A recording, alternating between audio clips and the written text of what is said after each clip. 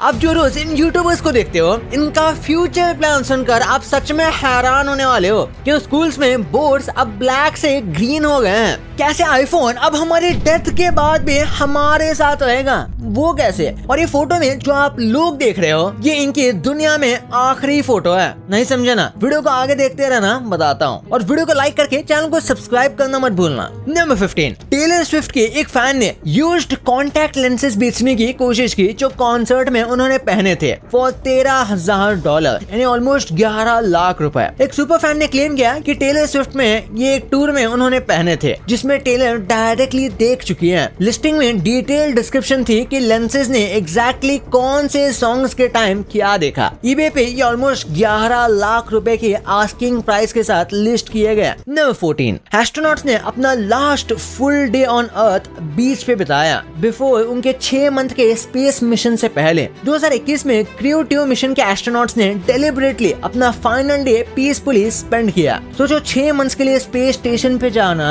जहां artificial environment होगा, fresh air नहीं होगी, ना ओशन होगा। तो उन्होंने कॉन्शियसली डिसाइड किया कि आखिरी दिन हम नेचर में बिताएंगे। फोटोज वायरल हुई जिसमें वो कैजुअली बीच पे रिलैक्स बैठे हुए हैं। ये डीपली ह्यूमन मोमेंट था जो रिमाइंड करता है कि एस्ट्रोनॉट्स भी नॉर्मल लोग हैं जो छोटी चीजों को चेरिश करते हैं। साइकोलॉजी कहती है कि स्पेस मिशंस मेंटली चैलेंजिंग होते हैं और ये उनको बहुत हेल्प करेगा। नंबर 13, एक बंदा एक जिम में नेकेड वर्कआउट करने लगा और बोला कि ये जजमेंट फ्री जोन है ना। मैसाचुसेट्स में 2023 में एक 34 साल का आदमी नंगा एक्सरसाइज करने लगा। स्टाफ और मेंबर्स ऑब्वियसली शॉक थे और अनकंफर्टेबल फील कर रहे थे। जब पुलिस ने अरेस्ट किया और पूछा कि क्या कर रहे थे, तो उसने प्लैनेट फिटनेस का टैगलाइन यूज किया। मतलब प्लैनेट फिटनेस मतलब जो इनका जिम का नाम है, उनका टैगलाइन है जजमेंट फ्री जोन। ऑब्वियसली ये टैगलाइन सोशल एक्सेप्टेंस को प्रमोट करता है, न्यूडिटी को अलाउ नहीं करता है। क्लियरली टेक्निकली उसने उसको गलत समझा। नंबर 12, एप्पल एक फीचर डेवलप कर रहा है जिसमें आपका हार्ट बीट फोन अनलॉक करेगा। बायोमेट्रिक ऑथेंटिकेशन नेक्स्ट लेवल पे जा रहा है। पहले पिन थे,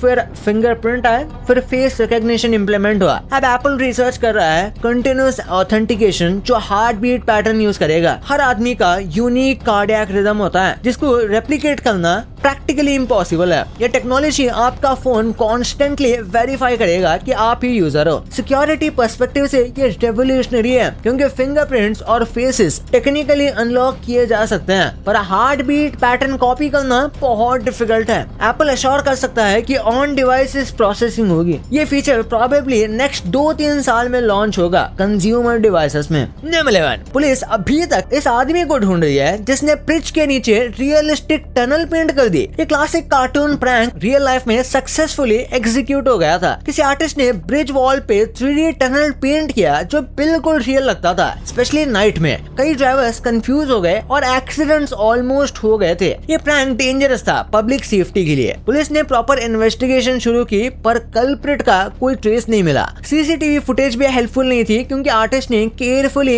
इसका प्लानिंग टाइम किया था। नंबर 10, एक पैरालाइज आदमी जो बोल भी नहीं पाता था, उसने ब्रेन इम्प्लांट से कम्युनिकेट किया। मतलब जो मशीन होती है उसमें उसने बोला कि आई वांट अ बियर। ये 2023 की ग्राउंड ब्रेकिंग मेडिकल अचीवमेंट है न्यूरो साइंस में। 36 ईयर ओल्ड पेशेंट जो कम्प्लीटली पैरालाइज था, कोई मूवमेंट पॉसिबल नहीं था, जो कुछ भी बोल नहीं पाता था, फिर भी उसने ये बोल दिखाया। ये मशीन डायरेक्टली ब्रेन सिग्नल्स को टेक्स्ट में कन्वर्ट करती है रियल टाइम में। मंथ्स ऑफ ट्रेनिंग और कैलिब्रेशन के बाद ये सिस्टम फाइनली वर्क हुआ। जब पेशेंट ने पहली बार कम्युनिकेट किया, सब इमोशनल हो गए और सबसे पहला मैसेज था I want a beer. Technology ने लिटरली वॉइस रिटर्न किया था पेशेंट को। डॉक्टर्स ने ऑब्वियसली बियर दिलवाई सेलिब्रेशन के लिए। नंबर 9, फ्रांस की लॉन्गेस्ट बॉर्डर ब्राजील के साथ है, ना कि स्पेन या जर्मनी। ज्योग्राफी में ये एक सरप्राइजिंग फैक्ट है क्योंकि लॉजिकली लगता है कि फ्रांस की लॉन्गेस्ट बॉर्डर यूरोप के ही कोई नेबर के साथ नेचुरली होगी, पर टेक्निकली फ्रांस गुयाना जो साउथ अमेरिका में है वो फ्रांस का ऑफिशियल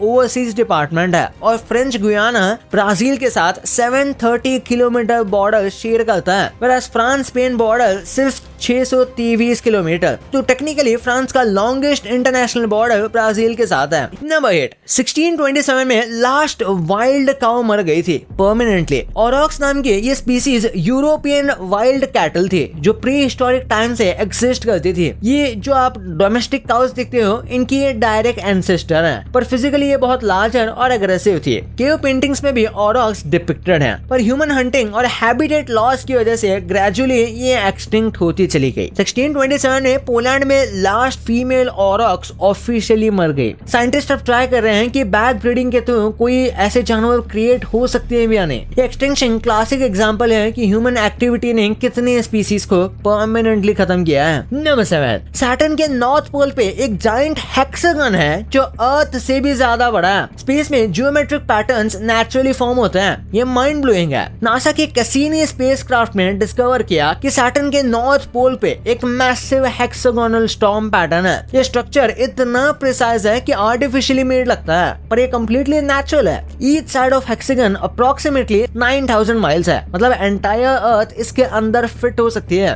नंबर 6, जायंट पांडा अब एंडेंजर्ड नहीं है ऑफिशियली। ये रेयर गुड न्यूज है कंजर्वेशन वर्ल्ड में। बहुत सालों के इंटेंसिव ब्रीडिंग प्रोग्राम्स और हैबिटेट प्रोटेक्शन एफर्ट्स की वजह से पांडा पॉपुलेशन बहुत इंक्रीज हुई है। 2016 में ऑफिशियली स्टेटस चेंज करके वल्नरेबल हो गया था। चाइना में स्ट्रिक्ट प्रोटेक्शन लॉस और डेडिकेटेड रिजर्व्स ने पांडा पॉपुलेशन को सक्सेसफुली रिकवर करने दिया। अप्रोक्सीमेटली कुछ 1800 वाइल्ड पांडास एग्जिस्ट करते हैं, प्लस 600 कैप्टिविटी में है। ये सक्सेस स्टोरी इंस्पायर करती है कि ह्यूमन एफर्ट एक स्पीसीज को एक्सटिंक्ट होने से बचा सकता है, पर चैलेंजेस अभी भी है। साइंटिस्ट कंटिन्यू कर रहे हैं। पांडा अब कंजर्वेशन मूवमेंट का ग्लोबल सिंबल बन गया है वर्ल्ड वाइड रिकॉग्निशन के साथ। नंबर 5, दुनिया में सिर्फ 25 ब्लिम्स हैं टोटल। ये सरप्राइजिंग है क्योंकि ब्लिम्स बहुत विजिबल हैं मेजर स्पोर्टिंग इवेंट्स में, पर रियलिटी यह है कि मैन्युफैक्चरिंग और मेंटेनेंस इसका एक्सट्रीमली एक्सपेंसिव है। हीलियम गैस भी कॉस्टली है और लिमिटेड सप्लाई में अवेलेबल है। Plus safety regulations Hindenburg disaster के बाद बहुत स्ट्रिक्ट हुए हैं। अब की जो टेक्नोलॉजी है वो इसको यूज करना अलाउ नहीं करती है। करंटली जो ब्लिम्स एग्जिस्ट करते हैं वो मेनली गुडईयर जैसे बड़े कंपनीज के पास है। वो ब्रांड एडवर्टाइजिंग के लिए स्पेसिफिकली यूज करती है। फ्यूचर में ये नंबर और डिक्रीज हो सकता है इकोनॉमिक्स की वजह से। नंबर 4,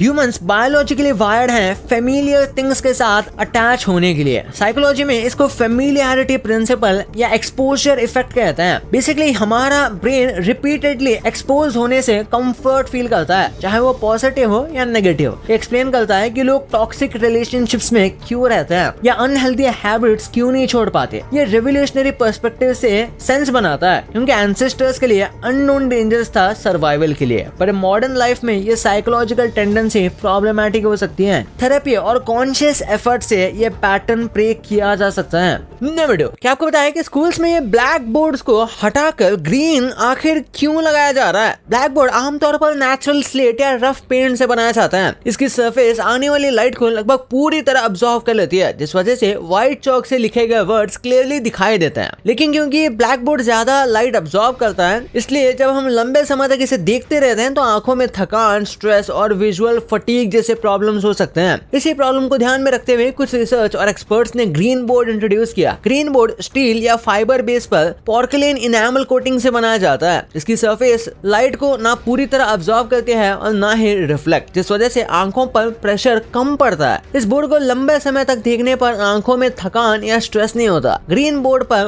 व्हाइट, येलो और ब्लू चॉक का कॉन्ट्रास्ट ब्लैक बोर्ड के कंपैरिजन में ज्यादा बेटर होता है। इससे डायग्राम्स, फॉर्मूलास और हेडिंग्स ज्यादा क्लियर समझ आते हैं। इस वजह से ग्रीन बोर्ड टीचिंग के लिए ज्यादा इफेक्टिव माना जाता है और स्टूडेंट्स के विजुअल्स, अंडरस्टैंडिंग और लर्निंग क्वालिटी भी ज्यादा अच्छी होती है। नंबर 1, आखिर इन फेमस यूट्यूबर्स का फ्यूचर कैसा होगा? सबसे पहले बात करते हैं मिस्टर बीस्ट की। ये नाम आप सभी अच्छे से जानते ही होंगे। मिस्टर बीस्ट को अपना यूट्यूब चैनल बेचने के लिए $1 बिलियन का ऑफर मिला था, जो लिटरली इंसेन था किसी भी यूट्यूबर के लिए। बट सिर्फ यूट्यूब चैनल ही नहीं, इनको अपना पूरा ब्रांड ही बेचने के लिए $1 बिलियन का ऑफर मिला था, जो लिटरली इंसेन है किसी भी यूट्यूबर के लिए। बट उन्होंने इस ऑफर को रिजेक्ट कर दिया। उनका कहना था कि वो सिर्फ चैनल बेचने के बजाय लाइन इससे भी कुछ बड़ा करना चाहते हैं। इसी सोच के साथ इस साल मिस्टर बीस्ट ने अनाउंस किया है कि 2026 में बहुत ही यूनिक कंटेंट आने वाला है और साथ ही में उनका बीस्ट गेम्स का सीजन 2 प्राइम वीडियो पर लॉन्च होने वाला है, जो उनके करियर का अब तक का सबसे बड़ा प्रोजेक्ट माना जा रहा है। नेक्स्ट यूट्यूबर है सौरभ जोशी। इनके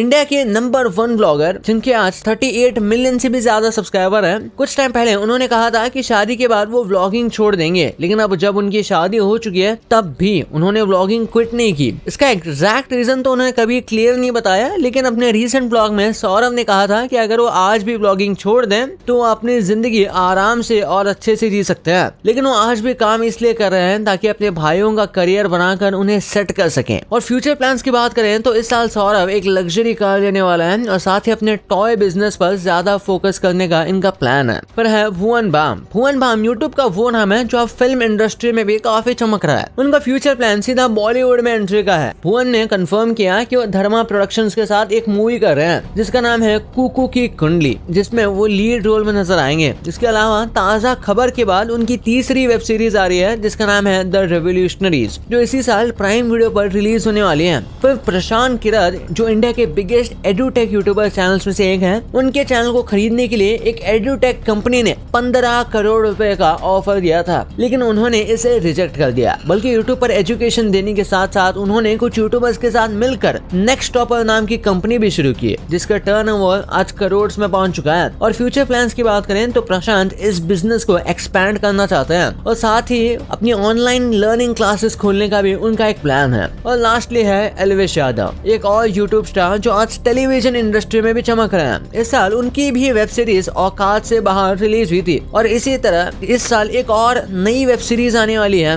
इसके अलावा भारती सिंह के व्लॉग में एल्विश ने ये भी रिवील किया था कि बहुत जल्द वो बड़े पर्दे पर भी नजर आने वाले हैं।